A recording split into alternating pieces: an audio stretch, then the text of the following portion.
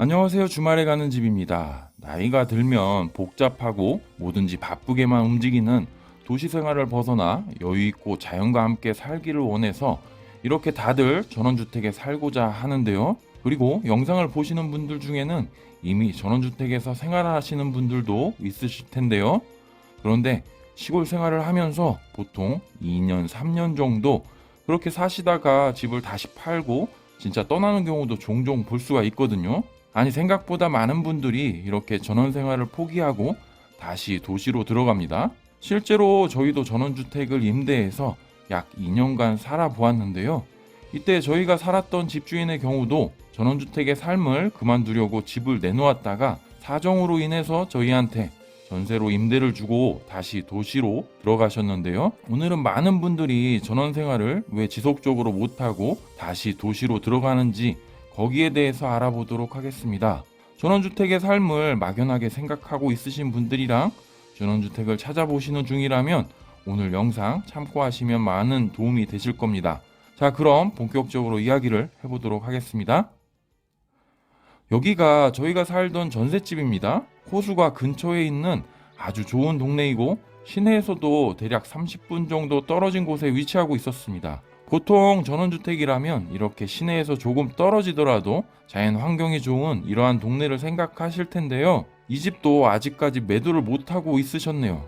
2013년에 3억 4,750만 원에 매입을 하시고 저희에게 2017년에 전세로 2년을 주셨으니 대략 3년 조금 넘게 생활하시다가 도저히 전원 생활을 못 하시겠다고 집을 매매하려고 했지만 나가지 않아서 결국 저렴한 가격에 저희한테 전세로 내놓으셨습니다. 그런데 아직까지도 이 집은 매도가 되지 않았네요. 이제는 10년이 지나 버렸는데 말입니다. 전원주택을 사실 때 꼭 너무 넓은 집, 2층 집, 마당이 엄청 넓은 집을 생각하시는데 절대 그러시면 안 됩니다. 전원 생활을 하는데 도시에서처럼 작은 집에서 살 필요가 있나? 이렇게 생각하시고 30평, 아니 40평, 그 이상의 집을 찾으시는 경우가 있는데요. 생각보다 시골의 집은 실제 면적이 훨씬 큽니다.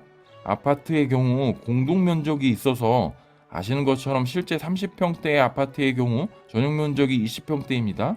그런데 그냥 아파트의 면적을 생각하시면서 30평대는 지어야지 하시고 아니면 이보다 큰 40평 이렇게 큰 면적으로 집을 지으시는데요. 나중에 정말 후회합니다. 넓은 게스트룸은 손님들이 찾아오실 때면 정말 손님들 대접하기 좋은 공간이 되지만 실제로 1년에 한두 번, 많아야 4-5번입니다. 이것도 전원생활을 시작하셨다면 첫 해는 조금 많지만 점점 전원생활에 대한 여러 가지 진실을 알게 되면서 조금씩 귀찮아지고 힘들어지면서 점점 횟수가 줄어드는데요. 처음에는 전원주택이 너무 좋고 해서 지인들 초대하고 고기도 구워 먹고 하루 이틀 자고 가고 인생이 뭐 있어 이렇게 사람들 초대하고 어울려서 사는 거지 하는 느낌으로 너무나도 좋습니다.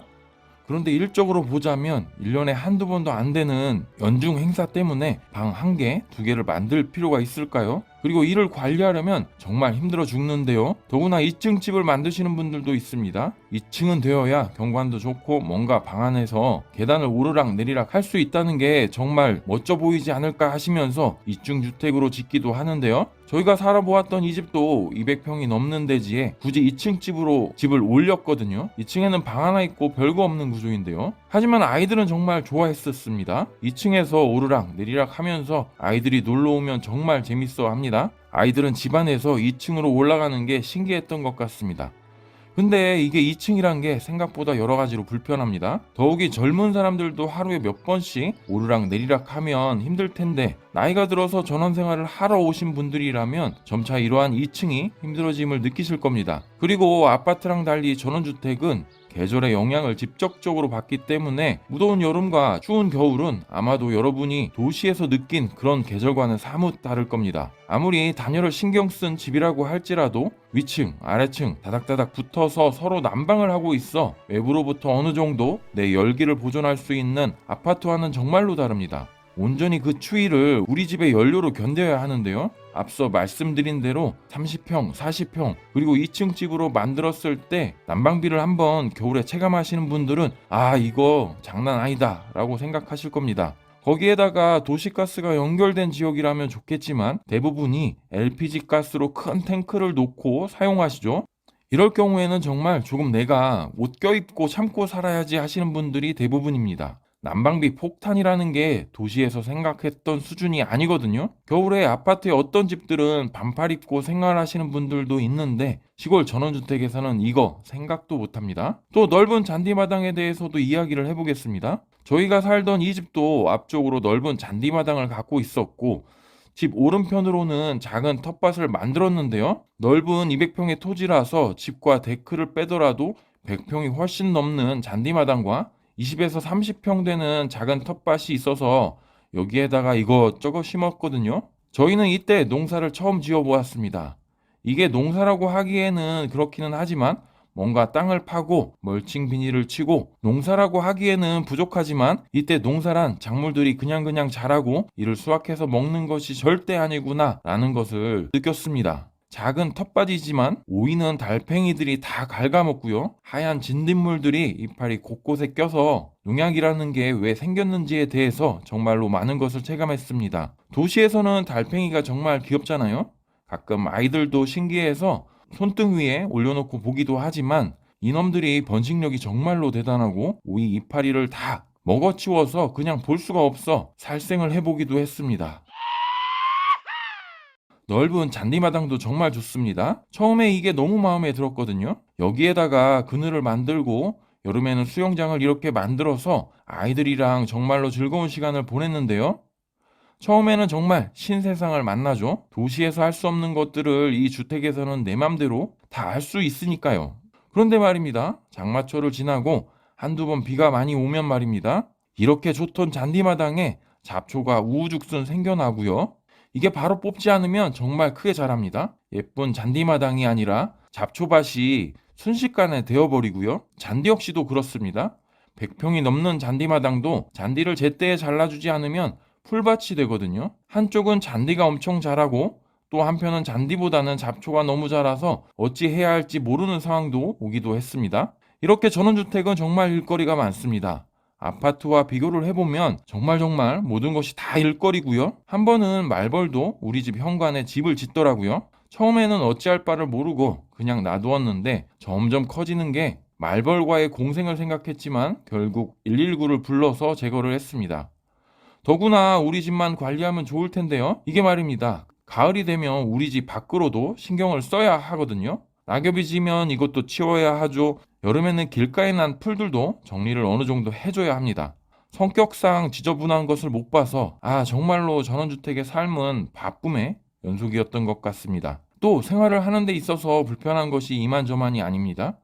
도시에서는 생필품이 필요하면 바로 집 밖에 나가서 사올 수 있는데요. 전원 생활은 절대 그렇지 않습니다. 작은 물품이 떨어지더라도 바로 구매하기보다는 하루 이틀 기다렸다가 날 잡고 다녀와야 하거든요. 저희도 아주 멀지 않은 곳에 시내가 위치하고 있었는데도 불구하고 차 타고 30분 정도 가야 하는 게 쉽지는 않았습니다. 나중에는 많이 적응이 됐지만 그래도 간단하게 맥주라도 한잔 하고 싶은데 냉장고에 없으면 그전 같으면 그냥 걸어서 사오는데 전원 생활은 이를 참고 그냥 지내게 되더라고요. 특히나 병원을 갈 때는 많이 불편합니다. 나이가 들면 젊을 때보다 병원 가는 횟수가 많아지는데 시골 생활, 전원 생활을 하면서 공기 좋은 곳에 산다고 무조건 아프지 말란 법은 없거든요. 암만 공기가 좋아도 아플 수가 있습니다. 그런데 시골은 보통 의원 정도 수준의 의료시설이 대부분이고요. 대형 병원을 가려면 정말로 하루를 잡아야 하는 경우가 있으니 이는 정말로 잘 생각하셔야 하는 것 중에 하나입니다. 전원주택을 사시더라도 대형병원 접근성은 꼭 생각해 보셔야 하는데요. 특히나 나이가 들수록 이 부분은 신경을 쓰시고 전원 생활을 하시는 게 좋습니다. 그런데 또 남자와 여자의 차이점이 있답니다. 물론 모두 그런 것은 아니지만 저희 집만 봤을 때 여자들은 이러한 시골 생활, 전원 생활을 조금 더 빨리 지쳐 하더라고요. 처음에는 시골로 이사 오게 되면 새로운 환경에 적응한다고 정신없는 시간들을 보내게 되거든요. 그런 시간이 조금씩 지나다 보면 사람마다 물론 약간 그 차이는 있겠지만 외로움 같은 거를 느끼기 시작합니다. 그 외로움이 다른 게 아니고 도시하고 다르게 집들이 떨어져 있고 주민들의 왕래가 그렇게 많지가 않습니다. 우리가 생각할 때 전원 생활은 동네 분들과 이웃사촌처럼 지낼 거라고들 생각하시는데요. 요즘은 정말 다릅니다. 각자의 라이프 스타일이 다르고 남들 일에 신경을 쓰지 않는 것이 요즘 사람들이기 때문에 생각보다 왕래가 없습니다. 아니 거의 없다고 보시면 될 것 같고요. 저희도 그냥 지나가다 인사만 하는 정도였고 뭐 그리 친분은 없었습니다. 오히려 분쟁이 없다면 다행입니다. 조용하게 살고 싶어 시골 왔는데 옆집에서 시끄럽게 매번 라디오 틀어놓고 있으면 정말 힘들고요. 가끔이 아니라 사람들이 너무 찾아와서 고기 구워 먹고 노래 틀고 시끄럽게 떠든다면 이 또한 스트레스이고요. 반대로 우리 집이 그러더라도 동네 분들의 시선이 꼭 곱지는 않을 겁니다. 그래서 이웃사촌은 절대 바라면 안 되고요. 분쟁이 없는 것만으로도 아주 현명한 전원 생활을 하시는 걸 겁니다. 그렇기 때문에 전원 생활은 도시에서처럼 사람들과 대화하는 시간이 짧습니다. 특히 여자들은 남편 말고 친구들과 시간을 가져야 하는데 점점 시골 생활에 고립되다 보면 소통이 안 돼가지고 스스로 외로움을 느끼고 그 다음에 심한 분들은 우울증 때문에 전원 생활을 포기하고 떠나는 경우도 있습니다. 바로 저희가 전세를 살던 집주인도 그렇게 이야기를 하시고 떠나려고 하셨거든요. 안주인께서 우울증이 오셨다고 하셨고 남편분은 사업차 해외를 많이 다니셨는데 안주인께서는 그마저도 이야기를 할 사람이 없었던 거죠. 마지막으로 전원주택은 정말로 매도가 어렵습니다. 아까도 이야기했지만 저희가 살던 집이 10년이 넘게 매도가 되지 않았네요. 2013년에 3억 4,750만 원을 주고 매입하셨는데 결국 현재까지 팔리지가 않았던 겁니다. 그렇다고 저희가 있을 당시 4억 넘게 내놓으셨었는데요. 저희가 2년을 살면서 집을 보러 오신 분들이 한 2명 정도 되셨던 것 같습니다. 이 전원주택이라는 게 정말로 사람마다 생각하는 게 다 다르기 때문에 내 집이야 하면서 딱 맞는 집을 찾는 게 정말 어렵습니다. 아마도 10년 전 이 돈으로 4억 되는 아파트를 도시에 매입을 하셨다면 그 자산 가치가 현재는 엄청나게 커졌을 텐데요. 반면에 전원주택은 이렇게 매도도 안 되고 그 가치 상승도 땅값 상승에 따라서 어느 정도 있을 뿐이지 대부분 급하게 매도를 하려고 한다면 원금보다 훨씬 저렴하게 내놓아야 거래가 성사될 겁니다. 나이가 들어서 전원 생활을 꿈꾸셨다면 꼭 이런 부분을 생각하셔야 합니다. 남은 여생을 정말로 시골 전원 생활에서 마무리를 할 것이 아니라면 꼭 다시 도시로 올 생각을 하셔야 하고요. 전원주택을 매도할 방안도 어느 정도 생각하고 지역 선택을 하셔야 하고요. 주택도 알맞게 구입하시는 게 좋을 겁니다. 특히나 너무나도 큰 주택은 초기 비용적으로도 크게 들어가고 매도할 때도 큰 주택을 선호하시는 분들이 많지는 않을 수 있으니 전원주택의 경우는 이런 여러 가지를 생각하시고 준비를 하셔야 합니다. 전원주택의 삶이 마냥 좋아 보시는 분들이 있다면 꼭 전원생활을 먼저 어떤 방식으로도 경험을 해보라고 말씀드리고 싶습니다.